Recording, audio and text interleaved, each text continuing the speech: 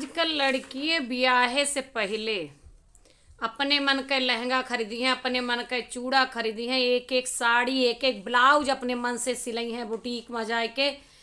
अपने मन के हर चीज, साड़ी कपड़ा सैंडल हर चीज ली हैं, हर सामान, यहाँ तक कि बेडशीट भी बिछावे के चद्दर खरीदी हैं, वह अपने मन के ली हैं।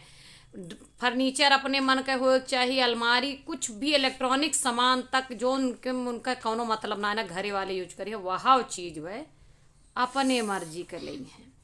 पार्लर वाली अपना से बुक कर रही हैं, फोटोग्राफर अपने मर्जी से बुक कर रही हैं, चाहे कोनो काम होए, खाना तक के डिसाइड करा दिए हमरे शादी में ही बने। दुल्हन मेकअप कई के एंट्री कैसे करे मंडप में, वह नहीं के मर्जी से हुए, और अपने मर्जी से दुल्हा के साथे खूब धूम धड़ाका डांस करी है संझा की। और करे बाद भैया सुबेरे ऐसा मल्हार गाय गाय रोई हैं, ऐसा रोई हैं कि दया लागे। ई लागे कि एक बेचारी कुछ पता ना रहा, एक अचानक एक ऊपर ही मुसीबत फाट परी ससुरे जाए वाला। जब तुम्हें सब पता ही रहा, अतनी खुशी सब कह रहे हो तो विदैयो अपने मर्जी से खुशी से